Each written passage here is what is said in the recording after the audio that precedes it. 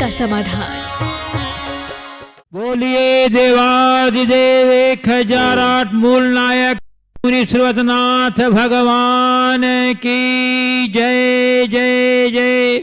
बोलिए प्रातः स्मरणीय संत शिरोमणि परम पूज्य 108 आचार्य गुरुवर विद्यासागर जी महामुनिराज की जय जय जय। बोलिए गुणायतन प्रणेता शंका समाधान प्रवर्तक भावना योग प्रवर्तक प्रखर वक्ता परम पूज्य 108 मुनिवर श्री प्रमाण सागर जी मुनिराज की जय जय जय। परम पूज्य 108 मुनिवर श्री अरह सागर जी मुनिराज की जय जय जय। प्रिय दर्शकों, पारस चैनल, जिनवाणी चैनल एवं प्रमाणिक ऐप के माध्यम से प्रसारित होने वाले आज के शंका समाधान कार्यक्रम से जुड़े देश और विदेश के सभी दर्शकों श्रोताओं का मैं हार्दिक अभिनंदन करता हूं। मैं आपको लिए चलूं शंका समाधान की ओर। इसके पूर्व रोज की तरह हम लोग पूज्य देव के चरण कमलों में सबने त्योहार नमोस्तु निवेदित करते हुए उनके मंगलमय आशीर्वाद से अपने को अभिषेक कर कृतार्थ करेंगे। तो हाथ जोड़िए, मस्तक झुकाइए और बोलिए मेरे साथ, नमोस्तु गुरुदेव, नमोस्तु गुरुदेव, नमोस्तु गुरुदेव। बोलिए मुनिवर श्री प्रमाण सागर जी महाराज की जय जय जय। मुनिवर श्री अरह सागर जी महाराज की जय जय जय। पूज्य गुरुदेव, ऑनलाइन जिज्ञासाओं के साथ शंका समाधान के कार्यक्रम आपकी अनुमति से प्रारंभ कर रहा हूं। प्रथम प्रश्न गुरुदेव योगेंद्र जैन नोएडा, ये पूछ रहे हैं गुरुदेव, कोरोना से पीड़ित समाचार आने पर यह प्रतिक्रिया करना कि कहीं निपट न जाए, नकारात्मक माने या उसके प्रति प्रेम, चिंता या सद्भावना? क्योंकि ऐसे भाव अपनों के प्रति अधिक आते हैं और उनके प्रति तो हम नकारात्मकता सोच ही नहीं रख सकते। देखिए, आज सुबह मैंने अपने प्रवचन में कहा था कि इस तरह की मनोभावना एक प्रकार की नकारात्मक प्रतिक्रिया है। स्वाभाविक रूप से ये प्रेमवश भी होता है, अनुरागवश भी होता है। और आप ये मान के चलिए कि चिंता भी एक प्रकार की नकारात्मकता है।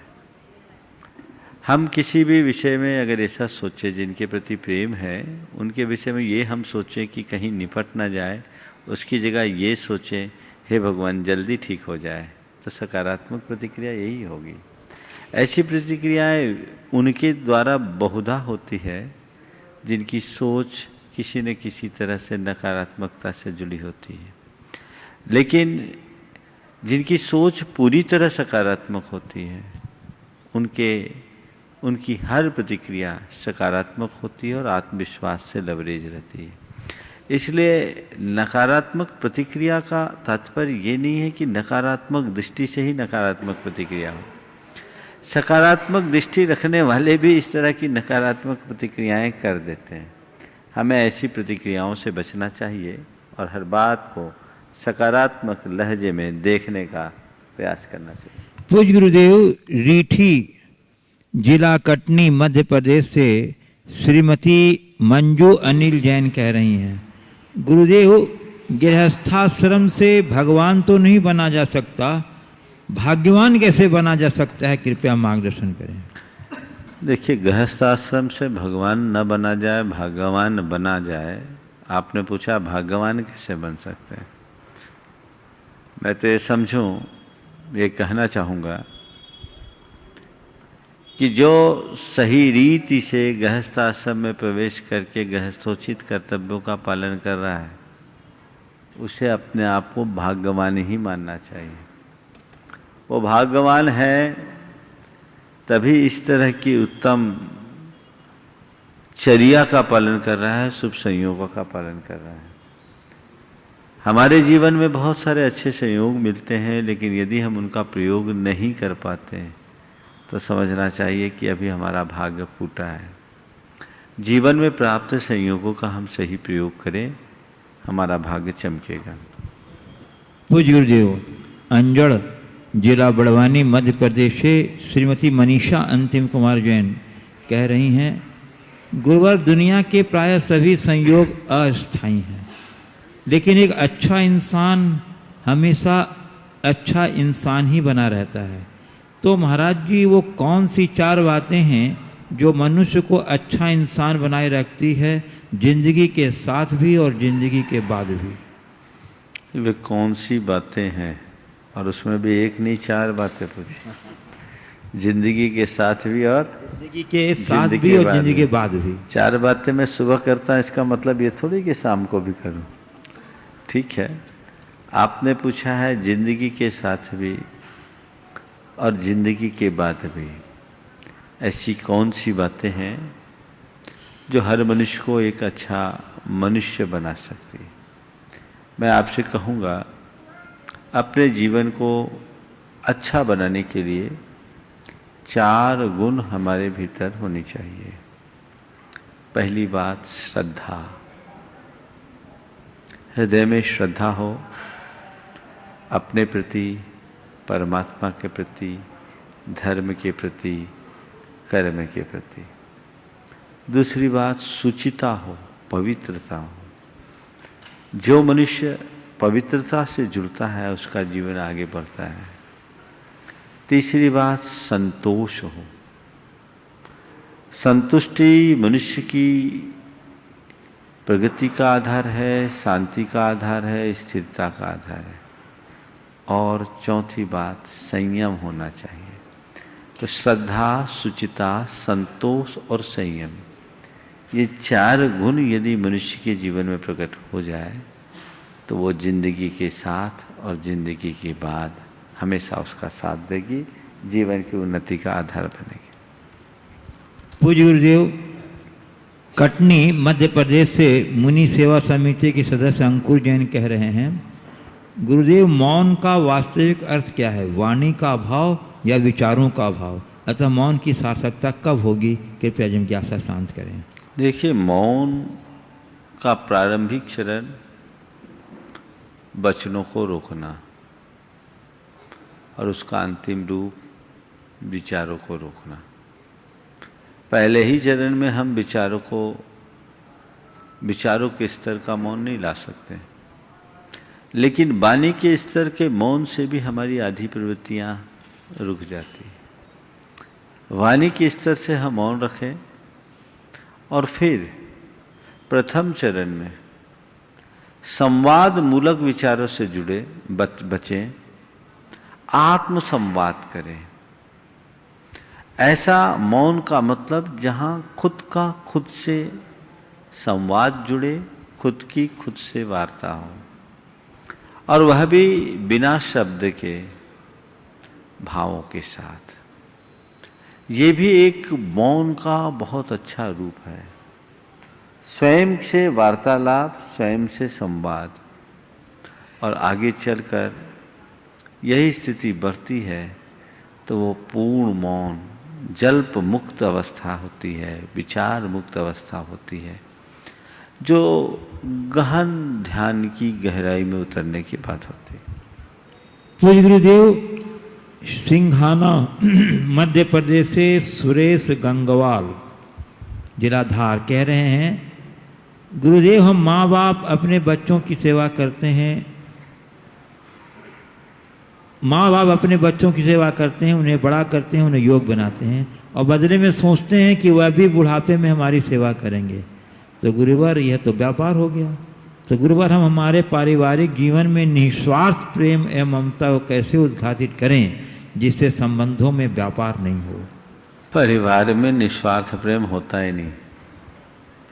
परिवार में राग होता है, और राग में कहीं न कहीं किसी न किसी प्रकार की अपेक्षा या स्वार्थ जुड़ा ही रहता है। निरपेक्ष होने के लिए तो हमें व्यापक बनना होगा। इसलिए चाहे माँ बाप संतान का या संतान माँ बाप की सेवा करे, यत्किंचित अपेक्षा तो होती ही है। हालांकि जो अध्यात्म दृष्टा होते हैं उनकी अपेक्षाएं उत्तरोत्तर कम होते जाती हैं और वे निरपेक्षता की ओर बढ़ते हैं। हमेशा तत्व दृष्टि लेकर चले, मैं कौन हूँ, मेरा क्या है, इसे समझने की कोशिश करें। कर्तव्य भाव से अपना काम करें, कर्तृत्व बुद्धि से बचें, तो हम बहुत बेहतर स्थिति बना सकते हैं।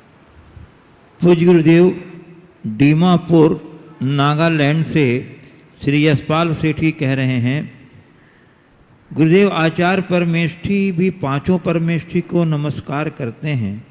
यदि करते हैं तो आचार्य तो वो स्वयं हैं और उपाध्याय तथा साधु जो पद में उनसे छोटे हैं तो उन्हें नमस्कार क्यों करते हैं?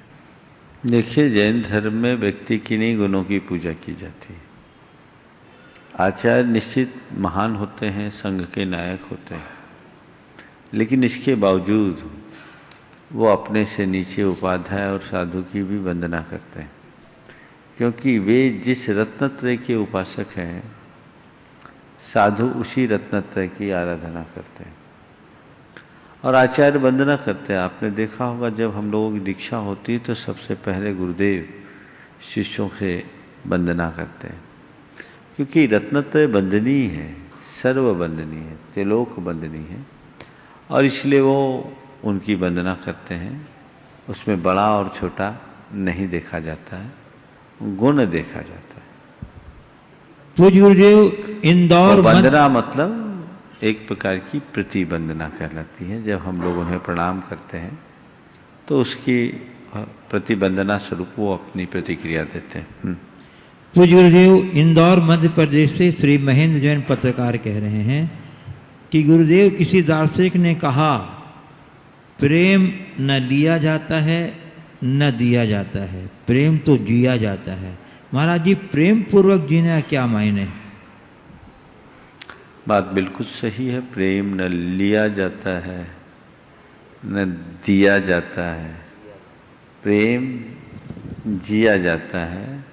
आपने पूछा है प्रेम मूलक जीवन जीने का मायने क्या है। प्रेम मूलक जीवन जीने का मायना कुल इतना है कि हम अपने भीतर की संवेदना को व्यापक बनाएं और अपने लिए नहीं सबके लिए जीने का अभ्यास बनाएं। अपने इर्द गिर्द जो हमने दायरे बना रखे हैं उस दायरे से ऊपर उठाओ। गुरुदेव ने मूक माटी में प्रेम के संदर्भ में बहुत अच्छी बात कही। गीत मैं उसे मानता हूं जो संगातीत होता है।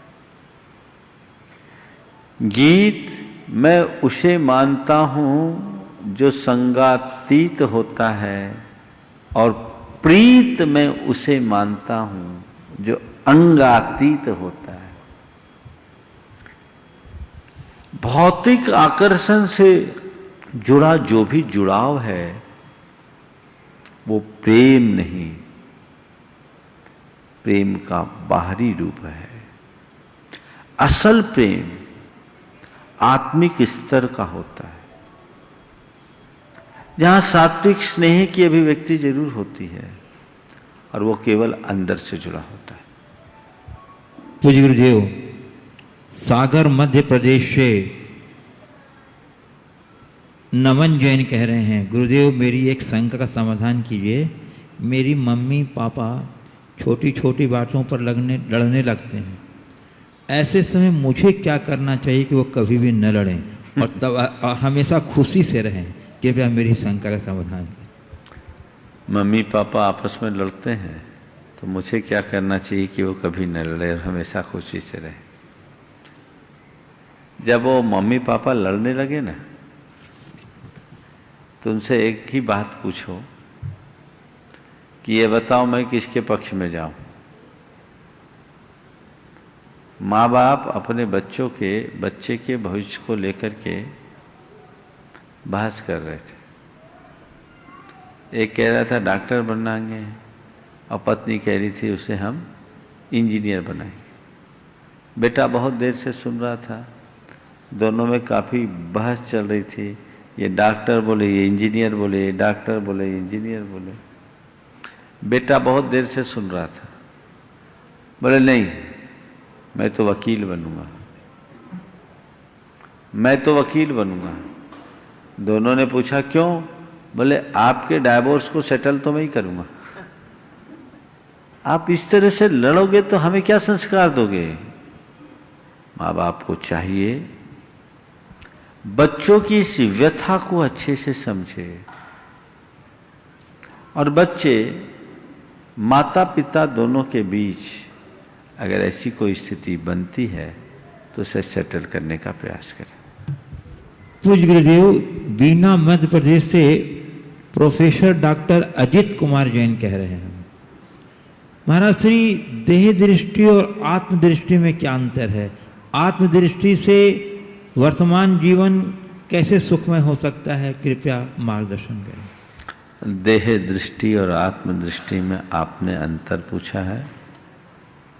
सीता के प्रति रावण की दृष्टि थी और सीता के प्रति लक्ष्मण जी की भी दृष्टि थी। रावण की दृष्टि देह दृष्टि थी और उसने उसी दृष्टि से सीता का अपहरण किया, लेकिन लक्ष्मण जी लंबी कालावधि तक सीता के साथ रहे, पर कभी नजर उठा करके भी नहीं देखा। रामायण का एक प्रसंग है, जब सीता हरण हो गया, रामचंद्र जी सीता की खोज में लक्ष्मण के साथ वन में फिर रहे थे। रास्ते में सीता के गिराए हुए आभूषण दिखे जो अनुसुईया ने उन्हें दिए थे। उन आभूषणों को देखकर रामचंद्र जी ने लक्ष्मण से पूछा, लक्ष्मण देख, ये हार सीता के प्रतीत होते हैं, ये कुंडल सीता के प्रतीत होते हैं। लक्ष्मण मौन, कोई जवाब नहीं।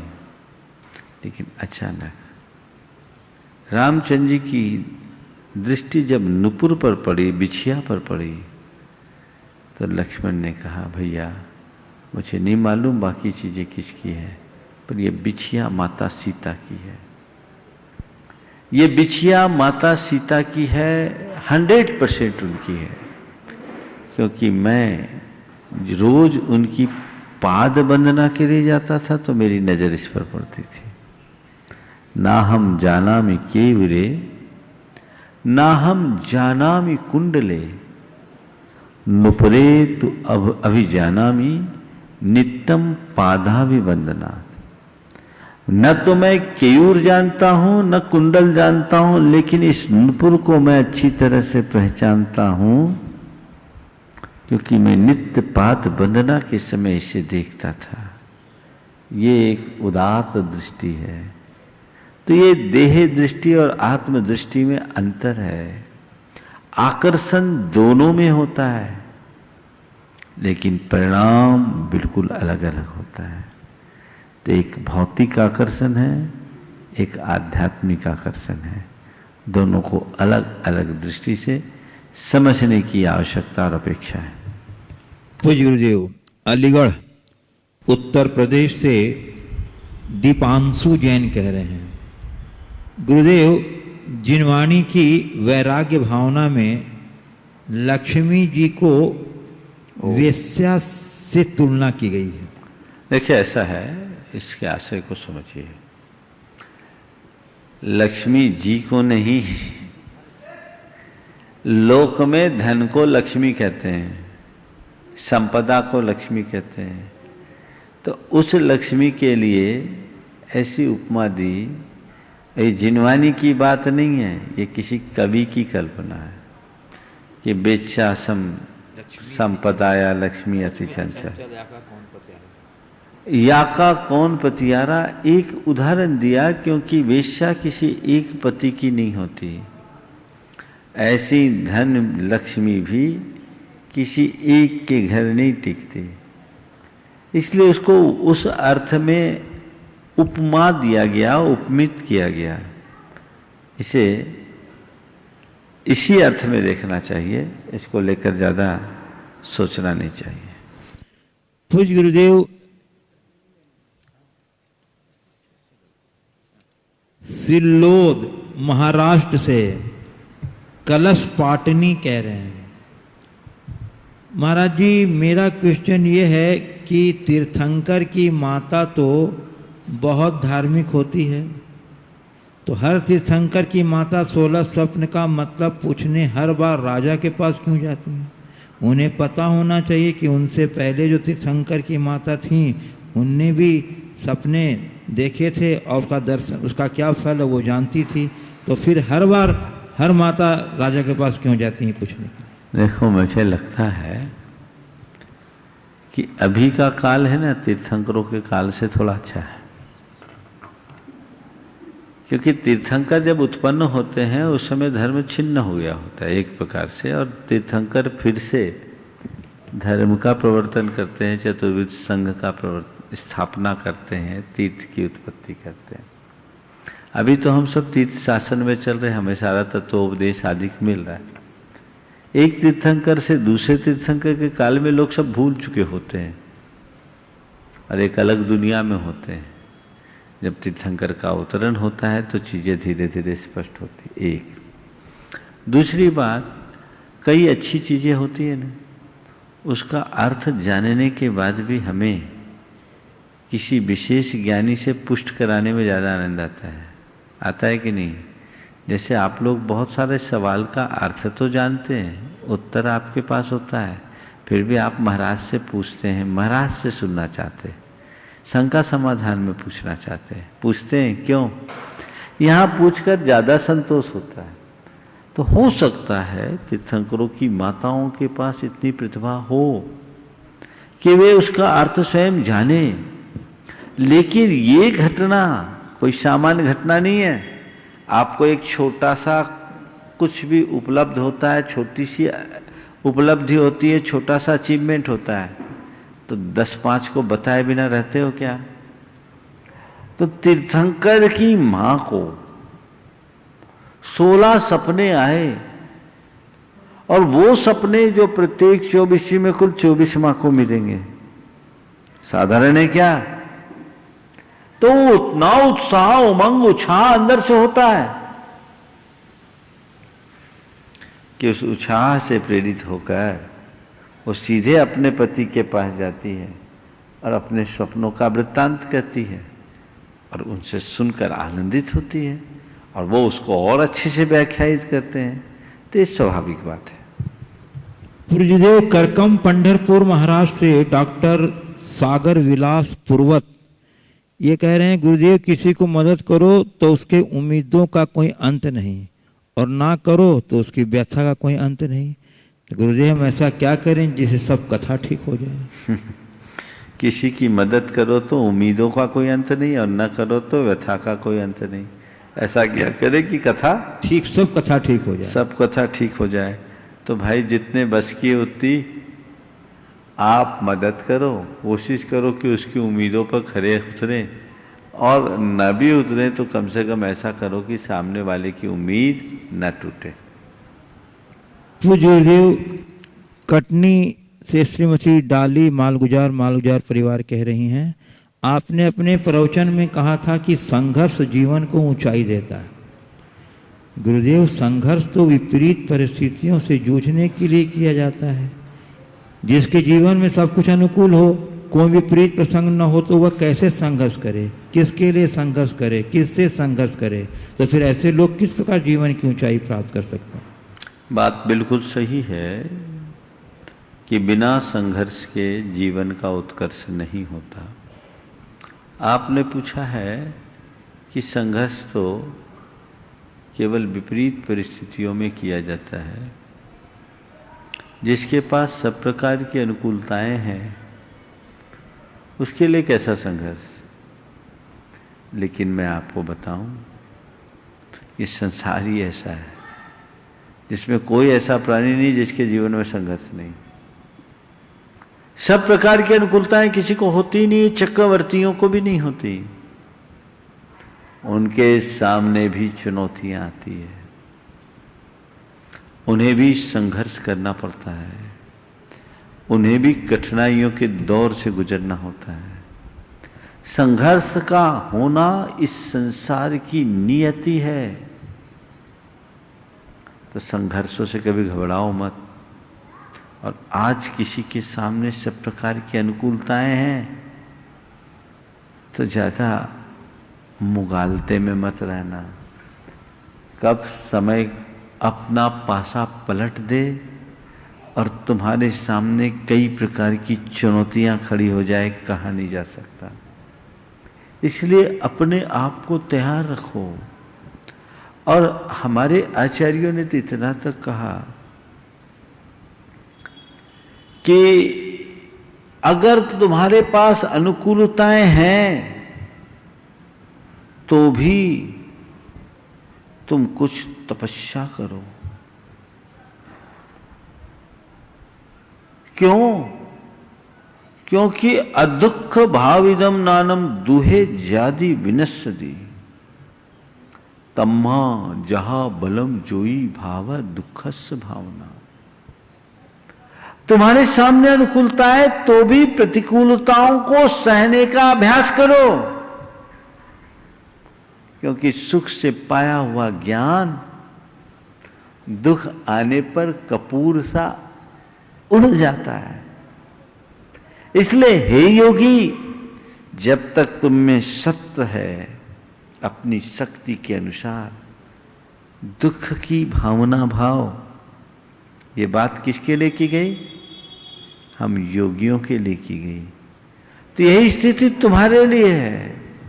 तुम्हारे सामने अनुकूलताएं हैं तो भी उस अनुकूल स्थिति में भी प्रतिकूलता को सहने का अभ्यास बनाना चाहिए, चाहे वो भौतिक हो या मानसिक।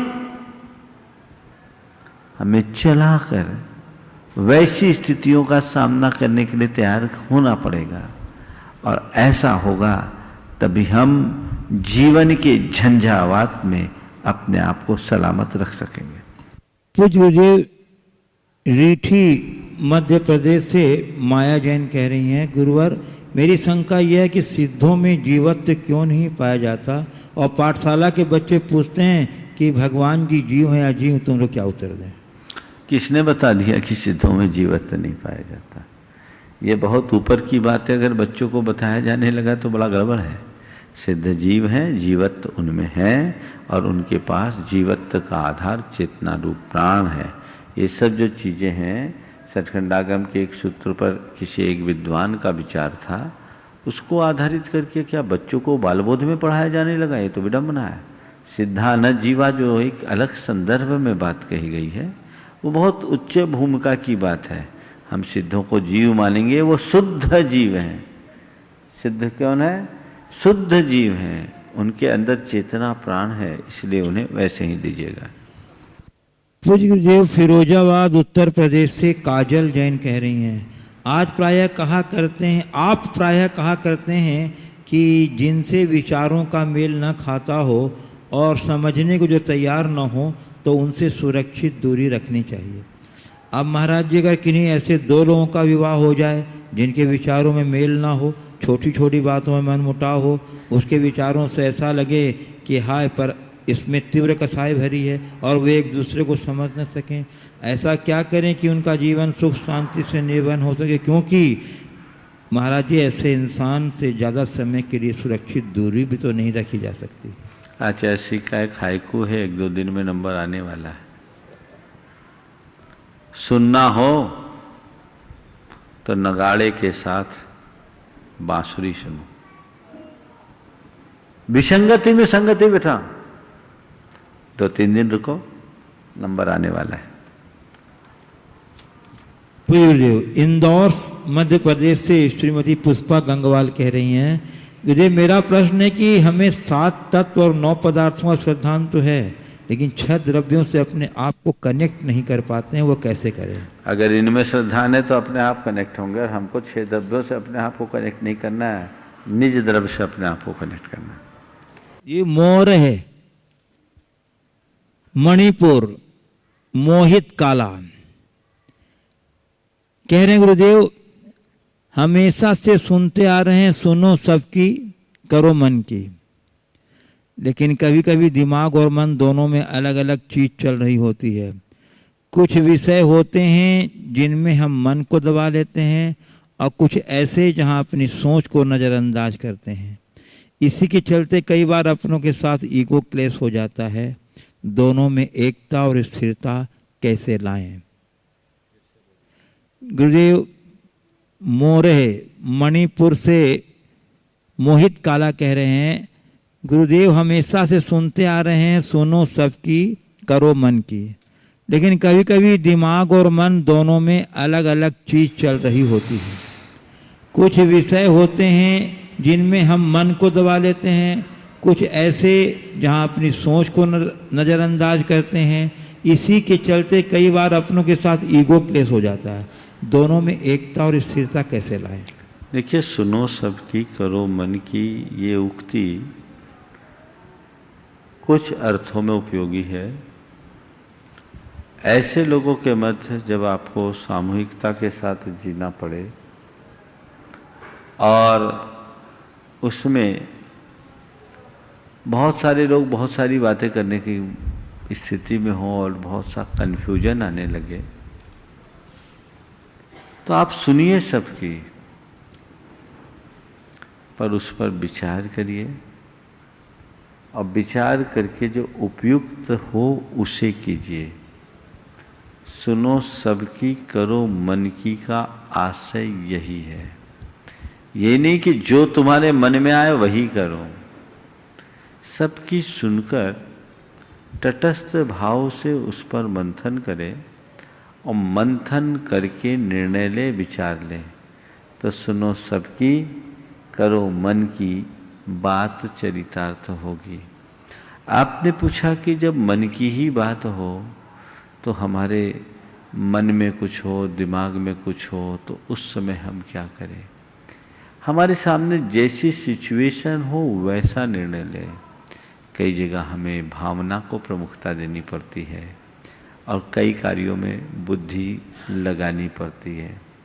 जो काम बुद्धि से निपटने का है उसमें बुद्धि लगाओ, और जिस तरह के कार्य में भावना की प्रमुखता है वहाँ भावनात्मक स्तर से सोचो। यानी कहीं हमें दिल का ही आलम्बन लेना होता, पक्ष लेना पड़ता है, तो कई जगह हमें दिमाग से काम लेना पड़ता है। ये हमारे अंदर की समझ होनी चाहिए कि हम इस समय क्या कर रहे हैं। मैं आपसे इस संकेत में ये कहना चाहूँगा, जब लाभ और हानि की बात दिखे तो दिमाग की सुनो, और जब अच्छे और बुरे की बात आए तो दिल की सुनो, रास्ता प्रशस्त होगा। पूज्य गुरुदेव, कटनी मध्य प्रदेश से सुरभि सतीश जी जैन पाटन परिवार कह रहे हैं, हाँ। मुनि श्री जी, कोरोना के दौर में यदि कोई भी सेलिब्रिटी पॉजिटिव हुआ तो हम दुख जताते हैं, जैसे कि अमिताभ बच्चन जी, और यदि कोई पड़ोसी पॉजिटिव हुआ तो हम उससे घृणा करते हैं। जबकि हमारे बुरे वक्त में अभिनेता नहीं पड़ोसी ही काम आते हैं। ऐसी स्थिति में हम रिश्तों के एहसास को कैसे जीवित रखें, कृपया समाधान करें। बहुत ही महत्वपूर्ण सवाल उठाया। किसी सेलिब्रिटी के किसी भी संकट में पड़ने पर लोगों के मन में दुख होता है, और अभी कोविड जैसे संक्रमण से प्रभावित लोगों को देख करके तो और होता है, पर पड़ोसी को देखकर जो आपने प्रतिक्रिया व्यक्त की ये कतई उचित नहीं है। स्वाभाविक है, जो नामचीन आदमी है और वो व्यक्ति हर व्यक्ति के हृदय में बसने वाला व्यक्ति है, तो उसके साथ घटने वाली हर छोटी बड़ी घटना लोगों को प्रभावित किए बिना नहीं रहती। लोग उससे प्रभावित होते हैं, मीडिया भी उसे बहुत हाईलाइट करता है, स्वाभाविक है। तो ऐसे सेलिब्रिटीज के द्वारा सेलिब्रिटी के जीवन में कुछ होता है तो मन उद्वेलित होगा, उससे कोई आपत्ति नहीं है, असहमति नहीं है। लेकिन अगर पड़ोसी को हो उससे घृणा करना ये कतई उचित नहीं। हाँ, संक्रमण के नाते उससे सुरक्षित दूरी रखना तो आज की आवश्यकता है। ये तो शासन और प्रशासन भी हमें कहता है, चिकित्सक भी कहते हैं कि यदि कोई संक्रमित है तो तुम उससे दूर रहो, लेकिन उससे घृणा मत करो।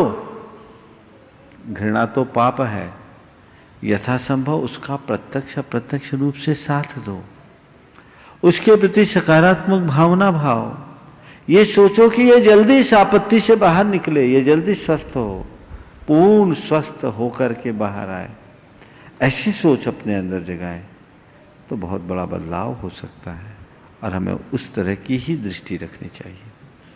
पूज्य गुरुदेव, कटनी से श्रीमती शोभा जैन सिद्धि विनम्र ग्राफिक्स कह रहे हैं, जब हम व्रत उपवास करते हैं तो हमें भूख प्यास नहीं लगती है, चाहे कितनी ही मनपसंद चीज सामने हो। तो क्या यह दृढ़ इच्छा शक्ति के कारण होता है या व्रत उपवास की शक्ति के कारण? जिज्ञासा का संबंध। देखिए, जिसकी दृढ़ इच्छा शक्ति होती है वही व्रत उपवास करता है, और जब व्रत उपवास करता है तो उसकी इच्छा ही बदल जाती है, इच्छा बदलती है तो भूख प्यास की वेदना कम होती है। वस्तुतः ये सब चीज़ें अनुभव करने की है, आप जितना महसूस करें आप उतना प्रभावित होंगे। यदि आपकी दृष्टि बदल जाए तो आपको ये सब अनुभव में नहीं आएगा। पूज्य गुरुदेव, कटनी मध्य प्रदेश से सुकीर्ति जैन कह रहे हैं, धर्माचरण के मार्ग में एक मार्ग भक्ति योग का है जिसमें प्रभु की आराधना है, जिसमें उनके गुणों की भक्ति करते हैं। एक मार्ग तत्व ज्ञान का है जिसमें आत्मा का स्वरूप, उसकी विभिन्न अवस्थाओं को समझने का प्रयास करते हैं। तो इनमें से धर्म के कौन से स्वरूप का पालन हम लोगों को करना चाहिए जिससे हमारा कल्याण हो? प्राथमिक भूमिका में भक्ति मार्ग, उत्तर भूमिका में ज्ञान मार्ग। पूज्य गुरुदेव, हटा जिला दमोह से बाल ब्रह्मचारी आदित्य भैया जी कह रहे हैं, महाराज जी अगर कोई रविवार का व्रत करता है और वो मोक्ष सप्तमी का भी व्रत करता है तो इस बार तो महाराज श्री रविवार को ही मोक्ष सप्तमी पड़ रही है, तो मेरी शंका यह है कि अगर वह रवि व्रत की और मोक्ष सप्तमी दोनों व्रतों की पूजा करके उस दिन एकादश व उपवास करे तो उसे क्या दोनों व्रत माने जाएंगे? एक में एक फ्री मिल जाएगा। देखिए, दो तरह के व्रत होते हैं, एक तैथिक व्रत होते हैं और एक नैमित्तिक व्रत होते हैं। जो व्रत जिस तिथि में करने के होते हैं यदि उसी तिथि में हो और उस दिन दूसरा व्रत भी पड़ जाए तो दोनों व्रत मान लिए जाएंगे, लेकिन जब विकल्प दूसरा हो तो नहीं माने जाएंगे। चूँकि रविवार का आपका व्रत है और मोक्ष सप्तमी में भी रविवार को है और दोनों व्रत आप कर रहे हैं तो दोनों व्रत एक साथ हो जाएंगे। इसी तरह तीर्थंकरों के अन्य कल्याणकों के साथ भी जोड़ लेना। पूज्य गुरुदेव, प्रामाणिक समूह की सक्रिय सदस्य अंकी जैन कह रही हैं, महाराज जी नीति वाक्यामृत में लिखा है कि गृहस्थों को धर्म ऐसे करना चाहिए जो अन्य सदस्यों को तकलीफ ना हो, लेकिन महाराज जी यदि रात्रि अन्न भोजन त्याग से भी घर में क्लेश हो तो क्या करना चाहिए? देखिए, मैंने अनेक बार ये बात कही कि इस तरह से धर्म न करो कि वो पारिवारिक अंतर कलह का कारण बन जाए। घर में झगड़ा करना अधर्म है तो फिर धर्म किस काम का? घर में ऐसा वातावरण बनाना चाहिए जिसमें किसी भी प्रकार का क्लेश न हो। प्रारंभिक भूमिका में यदि आपके रात्रि भोजन का त्याग है और घर के दूसरे सदस्य रात्रि भोजन करते हैं तो आप उनसे झगड़िए मत, धीरे धीरे अवसर तलाशिए, मोटिवेट करके उनकी रुचि को बदलने की कोशिश कीजिए। झगड़ा खड़ा करने से तो मामला और बिगड़ेगा, वितंडा बढ़ेगा। आपस की लड़ाई में तो सब कुछ गड़बड़ हो जाता है, इसलिए उनसे अपने आप को बचाना चाहिए और कभी कभी बहुत भयावह स्थिति बनती है। मैं बहुत पुरानी बात बता रहा हूँ। एक बार एक युवक आया अपनी बहन को लेकर, बोला महाराज जी इसको आप समझाइए। लड़की धार्मिक थी, जरूरत से ज़्यादा धार्मिक थी, और वो जितनी धार्मिक थी चाहती थी कि मेरा पति भी उतना ही धार्मिक बने। विवाह हुए 2 वर्ष हुए थे।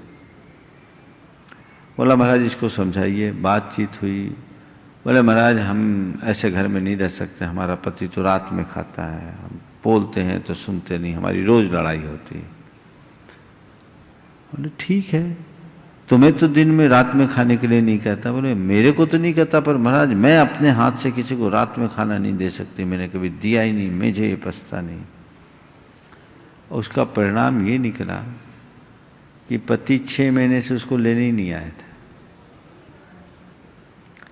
मैंने उसे समझाया, हमने कहा धर्म निश्चित पूरी तरह से वैयक्तिक होता है। मैं मेरा धर्म पाल सकता हूं पर अपना धर्म तुम्हें नहीं थोप सकता। तुम अपने तरीके से धर्म करने के लिए स्वतंत्र हो, लेकिन जैसा तुम कर रही हो वैसा ही सामने वाला भी करे, ये बाध्यता नहीं हो सकती। फिर दूसरी बात, तुम्हें ये भी देखना चाहिए कि सामने वाला तुम्हारा पति है, उसके साथ थोड़ा शांति से व्यवहार करो। मैंने उसको समझाया और कहा आज के बाद एक नियम लेके जाओ कि अपने पति को धर्म के विषय में कुछ भी नहीं कहेंगे। वो जब तुम्हें धर्माचरण के लिए कुछ रोक टोक नहीं करता तो तुम पति को क्यों रोक टोक करते? नियम लेके जाओ। उन दिनों हमारे प्रवचन चल रहे थे, दिव्य जीवन का द्वार की श्रृंखला थी। बहुत पुरानी बात है, 1998 की। कैसेट आती थी। मैंने कहा इन कैसेट्स को तुम खुद सुनो और अपने पति को कभी सुनाने की कोशिश मत करना, लेकिन जब पति आने को हो उसके पहले लगा के रखना और पति जैसे आए बंद कर देना। उसको अच्छा लगा, चले गई। रोज वो प्रवचन सुनती, पति आए जैसे आए ऑफ कर दे। निषेध में जिज्ञासा होती है। 2-3 दिन देखा कि ये रोज मैं आता हूं बंद कर देती, बात क्या है? पूछा क्या चल रहा है? बोले प्रवचन चल रहा है। बोले किसका चल रहा है? मेरा नाम लिया। बोले महाराज जी क्या है? कैसेट है। बंद क्यों कर दिया? चलने दो, चालू कर देते हैं। चालू किया। उस दिन के प्रवचन का विषय था युक्ताहार विहार। उस व्यक्ति ने पूरे प्रवचन को सुना। सुनने के बाद कहा महाराज कहाँ है? उसने कहा ललितपुर में। बोले कल दर्शन के लिए चलना है, कल शनिवार है। वो अपनी धर्मपत्नी के साथ ललितपुर आ गया। 1998 की बात है। दर्शन के लिए आया। उसने आते ही कहा महाराज आपके प्रवचन ने मुझे भीतर से आंदोलित कर दिया है। आज मैं आपके चरणों में रात्रि भोजन त्याग करता हूँ। पत्नी तो एकदम दंग रह गई, ये क्या हो गया? उसने कहा जो बात आज मैं कहना चाहता हूँ। उसने कहा महाराज शायद ऐसा नहीं होता तो मेरा और इसके बीच तलाक हो गया होता। मैं ऑफिस से आता, रोज इसका प्रवचन सुनना हो। नरक में जाओगे, रात में भोजन करते हो, मांस भक्षण जैसा दोष लगता है, कैसे दरिद्री हो, कैसे जैनी हो, ये तो एकदम मलेच्छों से लक्षण है। अब महाराज आप बताइए ऐसी बात कौन बर्दाश्त करेगा? इन्होंने एक दफे भी मुझसे रात्रि भोजन के त्याग की वैज्ञानिकता की चर्चा नहीं की, पर मुझ पर रात्रि भोजन थोपना जरूर चाहा। महाराज इनके व्यवहार से मैं धर्म से ही विमुख हो गया था, लेकिन आपके प्रवचन ने मेरे चित्त को फेरा और बात बिल्कुल मुझे बैठ गई। आपने कहा था कि हमें प्रकृति के साथ चलना चाहिए। जैसे जब तक सूर्य का प्रकाश रहता है हमारे अंदर की जठराग्नि उद्दीप्त रहती है और सूर्यास्त के बाद वो मंद हो जाती है, जैसे कमल संकुचित हो जाता है वैसे हमारे भीतर का तंत्र संकुचित हो जाता है। वो बीमारी का कारण है, हमें उससे बचना चाहिए। और महाराज आपने हिंसा की भी व्याख्या की, मुझे बहुत अच्छा लगा, मैं छोड़ रहा हूँ। वो व्यक्ति बिल्कुल बदल गया और आज बहुत अच्छे से जुड़ गया। लेकिन मेरा आप सबसे कहना ये है कि झगड़ा करके अगर धर्म करोगे तो मैं उसे धर्म नहीं अधर्म मानता हूँ। कई लोग हैं घरों में होड़ लगती है, हमें प्रवचन सुनने जाना है, हमें मंदिर जाना है, हमें कार्यक्रमों में भाग लेना है, और घर में झगड़ा हो रहा है। हालांकि एक दूसरे की भावनाएं समझते हुए लोगों को कोऑपरेट करना चाहिए, झगड़े की स्थिति उत्पन्न ही नहीं होने देना चाहिए।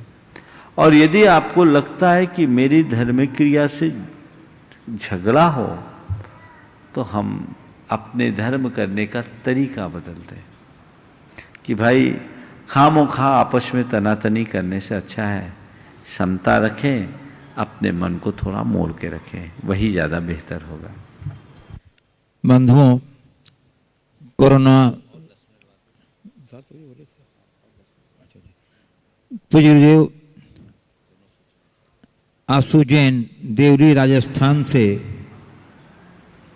उन्होंने अपनी एक पीड़ा रखी है कि मैं जिस स्कूल में पोस्टेड हूँ वह गांव में खेतों के बीच है। वहाँ इस मौसम में कई बार जहरीले जानवर, गोहिरा, बिच्छू आदि निकलते रहते हैं। अन्य सहकर्मियों द्वारा अपनी व बच्चों की सुरक्षा की दृष्टि से उन्मुख जानवरों को मार दिया जाता है। तब यह सब देखकर मन बहुत दुखित होता है कि मेरे सामने वो लोग बड़े आनंद से उसे मार देते हैं और मैं उन्हें रोक नहीं पाती। मैं उस समय अपनी स्थिति को शब्दों में नहीं बता सकती। ऐसा लगता है कि जैसे वो जीव पुकारता है कि तुम तो अहिंसा के पुजारी हो, तुम मेरी रक्षा करो, परंतु मैं वहाँ कुछ नहीं कर पाती। ऐसा आज भी हुआ गुरुदेव, मन बहुत व्याकुल है। ऐसी परिस्थिति में हम क्या करें, क्या भावना भाएं, क्या हम उस जीव को बचा सकते हैं? ऐसी अगर ऐसी स्थिति होती है तो आपको चाहिए कि शासन को इसके बारे में लिखित सूचना दे। और आजकल बहुत सारे ऐसे लोग हैं जो इनकी रेस्क्यू करते हैं। चूँकि ये खतरनाक जानवर है, इससे लोग भयभीत होते हैं और उनसे खतरा है, तो जोखिम भी कोई नहीं उठाना चाहते। लेकिन मारना कतई उचित नहीं है। ये प्राणी हमसे ज़्यादा खतरनाक नहीं है, हमें उनको संरक्षण देना चाहिए। आज तो कोबरा जैसे प्राणी को भी लोग सलामती के साथ रेस्क्यू करके वनों में छोड़ते हैं। तो वहाँ यदि कभी ऐसा घटना हो तो लोगों को समझाना चाहिए और शासन के स्तर पर ये नोटिस जाना चाहिए, ताकि इस तरह की घटनाएं न हो सके और हम उन्हें अभयदान दे सकें। पूज्य गुरुदेव ग्वालियर मध्य प्रदेश से आदि जैन कह रहे हैं, गुरुदेव जीवन में किन चीज़ों को प्राप्त में पर्याप्त माने और किन चीज़ों को अपर्याप्त? जीवन में पुरुषार्थ को कहाँ स्थान दें, कितना स्थान दें? क्या केवल प्रमाद से बचने के लिए ही पुरुषार्थ करें? किन क्षेत्रों में प्राप्त को पर्याप्त माने और कहाँ अपर्याप्त? धन, दौलत, यश, प्रतिष्ठा, अन्य भौतिक चीज़ें, ये जो प्राप्त हो उसे पर्याप्त मानो। ज्ञान और सद्गुण जितना प्राप्त हो उसे अपर्याप्त मानो। धन और ज्ञान में, वैभव में और गुण में बड़ा अंतर है। धन दौलत हमारी तृष्णा को बढ़ाने वाले हैं और ज्ञान और गुण वैभव हमारे जीवन को निखारने वाले हैं। तो इन्हें कभी पर्याप्त मत समझना, इस दिशा में आगे बढ़ते जाना, आगे बढ़ते जाना, आगे बढ़ते जाना। इधर आगे बढ़ोगे तभी जीवन सफल होगा। साथ ही पूछा है कि पुरुषार्थ को क्या केवल प्रमाद से बचने का ही उपाय माने, या क्या बोला?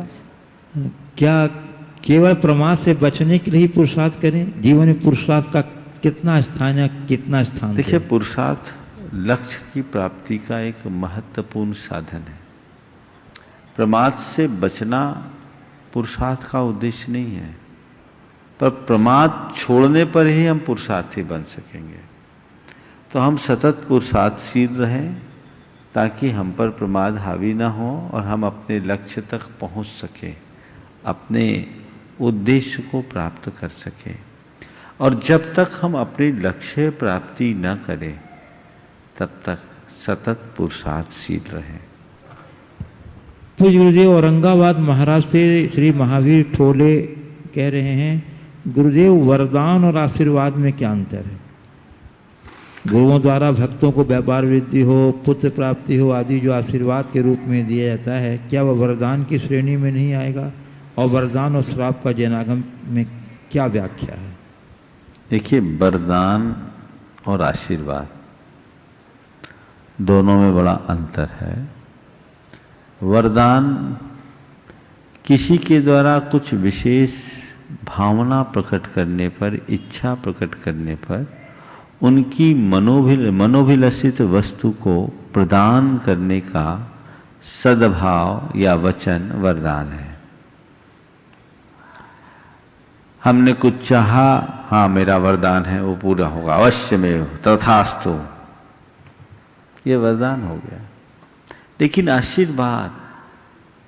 आशीर्वाद किसी विशेष अभिलाषा की पूर्ति तक सीमित नहीं होता। आशीर्वाद यथार्थ व्यक्ति के कल्याण के लिए उठाया हुआ हाथ है, एक सद्भावना का हाथ, उसकी धर्म की वृद्धि हो, उसके जीवन का कल्याण हो, इस मंगल भावना के साथ आशीर्वाद दिया जाता है।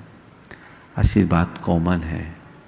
जैन धर्म में मुनियों द्वारा आशीर्वाद देने का तो विधान है, पर वरदान और श्राप देने का कोई विधान नहीं है कि हम चाहे जिसको वरदान दे और श्राप दे। और एक बात और ध्यान रखना है, कोई भी कितना भी बड़ा तपस्वी क्यों ना हो, वो किसी को वरदान देने में समर्थ भी नहीं है।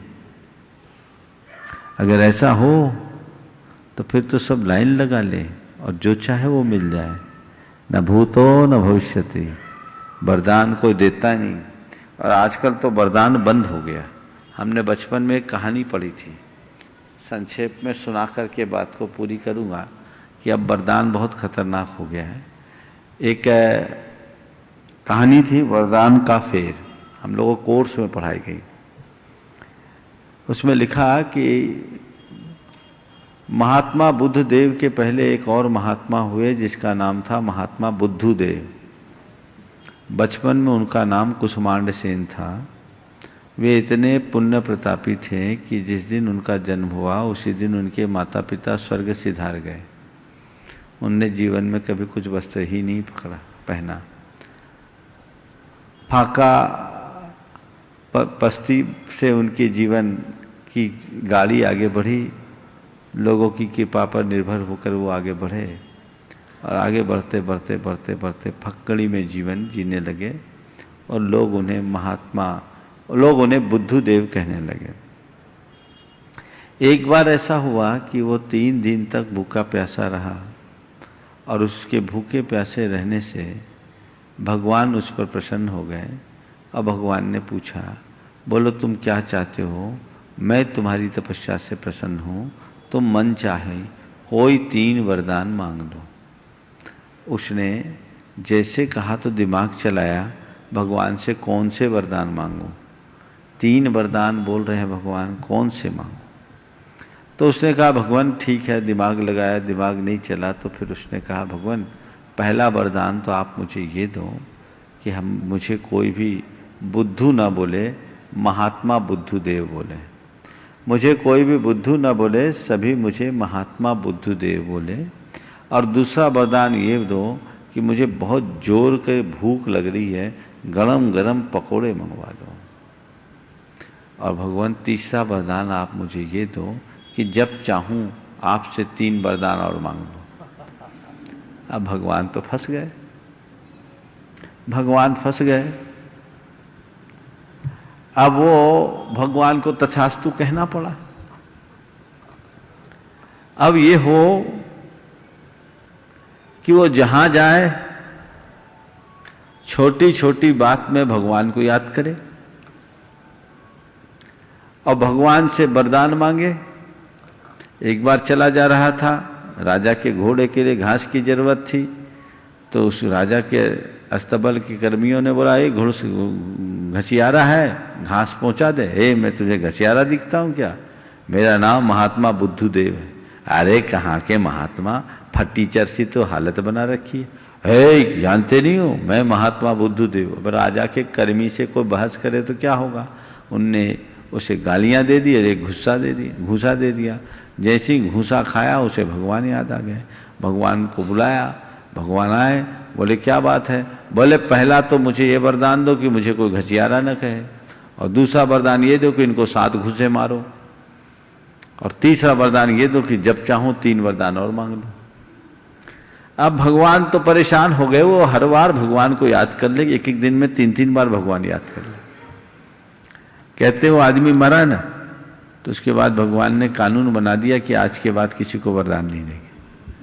तब से वरदान का चक्कर खत्म हो गया, न हम वरदान के चक्कर में न आपके श्राप के। बंधुओं, कोरोना के संक्रमण के बढ़ते हुए प्रभाव को देखते हुए चातुर्मास समिति ने पूज्य गुरुदेव की सम्मति से पूरे चातुर्मास परिसर को संत भवन एवं निलय, आहार निलय सहित कल दिनांक 22 से आगामी सूचना तक के लिए लॉकडाउन कर दिया गया है। इस अवधि में जो इस परिसर में रह रहे हैं, इस परिसर से बाहर नहीं जाएंगे और बाहर के लोग इस परिसर में प्रवेश नहीं पा सकेंगे। और जो कार्यक्रम प्रातःकाल का, प्रवचन का और जापानुष्ठान का है और संध्या शंका समाधान का, वो विधिवत जैसे पूर्वज चल रहा है वो चलता रहेगा। आप इन सब का अपना घर बैठे आनंद लेंगे। और बंधुओं,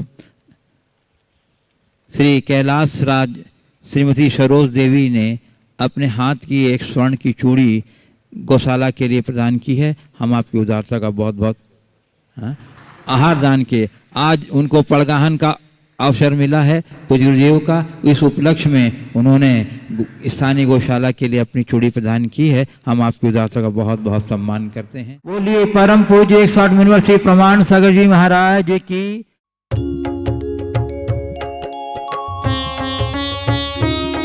शंका समाधान।